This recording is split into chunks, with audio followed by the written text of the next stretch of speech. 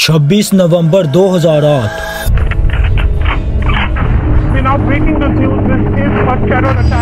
ये वो रात थी जब मुंबई, जो भारत का दिल और दुनिया का एक बड़ा फाइनेंशियल हब है, एक खौफनाक नाइटमेयर का शिकार हुआ।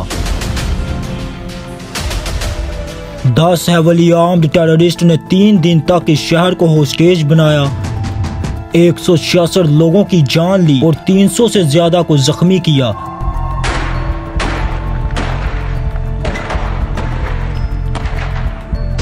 ये सिर्फ एक अटैक नहीं था, बल्कि एक ऐसा हादसा था जिसने पूरी दुनिया को हिला दिया। आज जो काम किया, आज का काम करके बाद में क्या, किधर जाने वाले थे तुम लोग?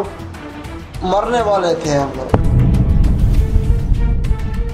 26 नवंबर 2008 को मुंबई के 12 अलग अलग इलाकों पर एक साथ हमले हुए। ये अटैक्स 3 दिन 26 से 29 नवंबर तक चले और इनका स्केल इतना बड़ा था कि दुनिया भर के मीडिया और गवर्नमेंट्स के लिए ये एक शौक था। ये टेररिस्ट एक एक्सट्रीमिस्ट ग्रुप से ताल्लुक रखते थे और इनका मकसद था मैक्सिमम डिस्ट्रक्शन और डर फैलाना। उन्होंने मुंबई के आइकॉनिक लैंडमार्क्स जैसे Taj Mahal palace hotel, Oberoi Trident hotel, CST station, Leopold cafe और नरीमन हाउस को टारगेट किया। ये जगह न सिर्फ मुंबई की शान थी, बल्कि इंटरनेशनल टूरिस्ट और लोकल्स के लिए भी पॉपुलर थी। ये अटैक्स इतने ऑर्गेनाइज्ड थे कि टेररिस्ट के पास मॉडर्न वेपन्स जैसे AK-47 राइफल्स, RDX एक्सप्लोजिव्स और हैंड ग्रेनेड्स और सैटेलाइट फोन्स थे।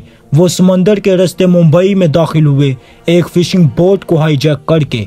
मुंबई के कलाबा के किनारे पर इन्फ्लेटेबल डिग्नीज से उतरकर अपने टारगेट्स की तरफ बढ़े। इनके पास डिटेल्ड मैप्स और लेआउट्स थे जो दिखाते हैं कि ये अटैक्स मंथ से प्लान किए गए थे। तो ये अटैक्स क्यों हुए, ये समझने के लिए हमें थोड़ी हिस्ट्री में जाना होगा। मुंबई एक ग्लोबल सिटी है जहां दुनिया भर से लोग बिजनेसेस, टूरिज्म और कल्चर के लिए आते हैं। ये शहर हमेशा से एक हाई प्रोफाइल टारगेट रहा है क्योंकि ये इंडिया का इकोनॉमिक और कल्चरल हब है। 2008 के पहले भी मुंबई में बॉम्ब ब्लास्ट हुए थे, जैसे 1993 के सीरियल ब्लास्ट और 2006 के ट्रेन बॉम्बिंग्स।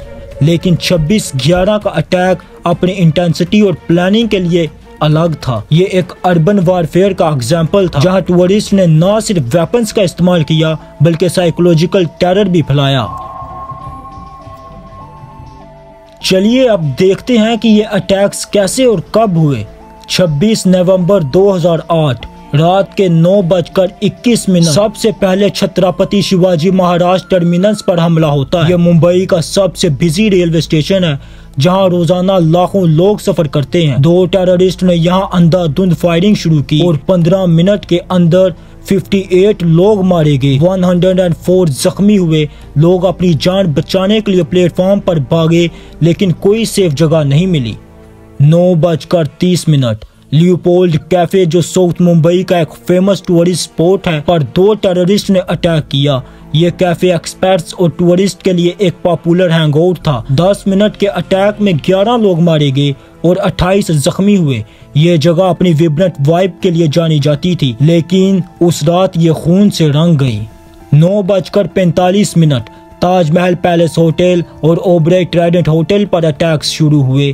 ताज, जो 1903 में बना था, मुंबई का एक आइकॉनिक लैंडमार्क है। ये न सिर्फ एक लग्जरियस होटल था बल्कि एक कल्चरल हेरिटेज भी। यहाँ टेररिस्ट ने गेस्ट्स और स्टाफ को होस्टेज बनाया और 3 दिन तक सीज जारी रहा। ताजमहल में 31 लोग और ओबराय में 30 लोग मारे गए।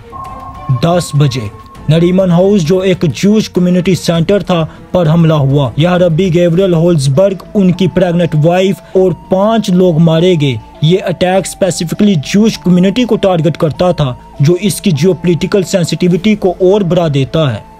लेट नाइट कमा हॉस्पिटल, एक चैरिटी हॉस्पिटल पर अटैक हुआ, जहां टेररिस्ट ने इंजर्ड लोगों और मेडिकल स्टाफ को टारगेट किया। इसी दौरान मुंबई पुलिस के senior officers, anti terrorism squad chief हिम्मत करकरे, इनकाउंटर स्पेशलिस्ट विजय सलास्कर और एडिशनल कमिश्नर अशोक कामटे एक अम्ब्यूश में मारे गए। 27 से 29 नवंबर ताज होटल का सीज सबसे लंबा चला। टेररिस्ट ने होटल के अंदर आग लगाई, ग्रेनेड फेंके और होस्टेजेस के साथ गन फाइट की। National security guard NSG commandos जो इंडिया की एंटी टेरर यूनिट है 27 नवंबर को मुंबई पहुंचे, लेकिन उन्हें ऑपरेशन कंप्लीट करने में 29 नवंबर तक का वक्त लगा। टोटल में 166 लोग मारे गए, जिनमें 20 सिक्योरिटी पर्सनल और 26 फॉरेनर्स शामिल थे। 300 से ज्यादा लोग जख्मी हुए।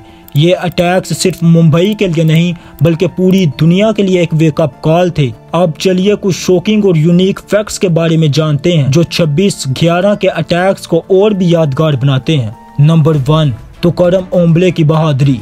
मुंबई पुलिस के assistant sub inspector Tukaram Omble ने एक टेररिस्ट अजमल कसाब को जिंदा पकड़ने के लिए अपनी जान दी। वो अनआर्म्ड थे, लेकिन उन्होंने कसाब के राइफल को पकड़ लिया और उसे रोक दिया, जिससे पुलिस को एक जिंदा सबूत मिला। ओम्बले मारे गए, लेकिन उनकी वजह से इन्वेस्टिगेशन में बहुत सी बातें सामने आई।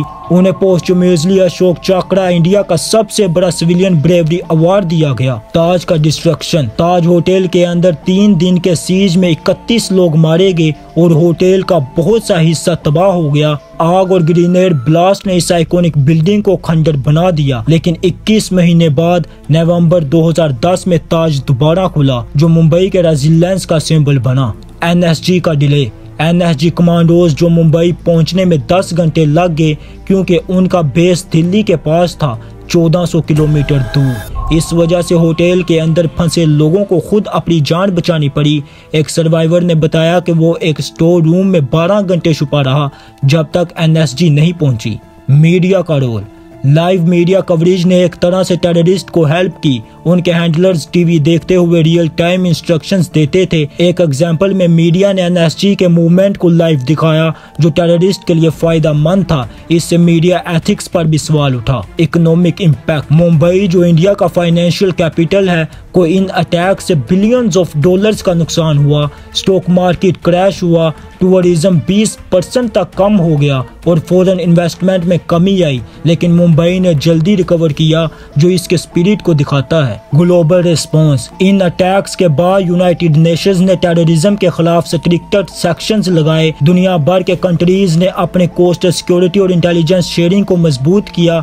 ये एक रिमाइंडर था कि टेररिज्म एक ग्लोबल थ्रेट है जो किसी एक मुल्क तक महदूद नहीं। Cultural significance.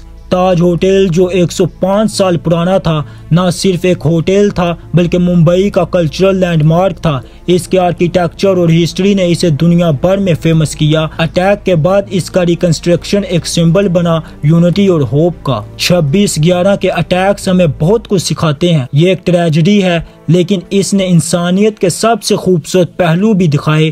ताज होटल के स्टाफ, मुंबई पुलिस के जवान और आम लोगों ने अपनी जान दांव पर लगा कर दिखाया कि जब मौत सामने हो तब भी हिम्मत और इंसानियत जिंदा रहती है। इन अटैक्स ने यह भी साबित किया कि मॉडर्न टेररिज्म के लिए अलग तरह की तैयारी चाहिए। मुंबई के पास 2008 में ना तो काफी रैपिड रिस्पांस टीम्स थी, ना ही advance disaster management systems. Hospitals में वेंटिलेटर्स और ट्रोमा किट्स की कमी थी और NSG का लेट पहुंचना एक बड़ा चैलेंज था, लेकिन इस स्ट्रेटजी के बाद इंडिया ने अपनी सिक्योरिटी को मजबूत किया। NSG के रीजनल हब्स बनाए गए, कोस्टल पुलिस स्टेशन सेटअप किए गए और इंटेलिजेंस एजेंसीज के बीच कोऑर्डिनेशन इंप्रूव हुआ। टेररिज्म एक ग्लोबल इशू है और इससे लड़ने के लिए न सिर्फ सिक्योरिटी बल्कि एजुकेशन, अवेयरनेस और यूनिटी भी जरूरी है। इन अटैक्स ने यह भी दिखाया कि मीडिया का रोल कितना क्रिटिकल हो सकता है। लाइव कवरेज ने एक तरह से ऑपरेशन को कॉम्प्लिकेट किया, जो एक लेसन है कि सेंसिटिव सिचुएशन में रिस्पॉन्सिबल रिपोर्टिंग कितनी जरूरी है। दोस्तों, 26/11 मुंबई अटैक एक ऐसा जख्म है जो आज भी मुंबई के दिल में है। 166 लोगों की मौत, 300 से ज्यादा जख्मी और 3 दिन का खौफ। ये सब हमें याद दिलाता है कि अमन और सुरक्षा कितनी कीमती है, लेकिन इस स्ट्रैटेजी के बावजूद मुंबई ने अपने आप को दोबारा खड़ा किया। ताज होटल आज भी चमकता है और मुंबई का स्पिरिट आज भी जिंदा है।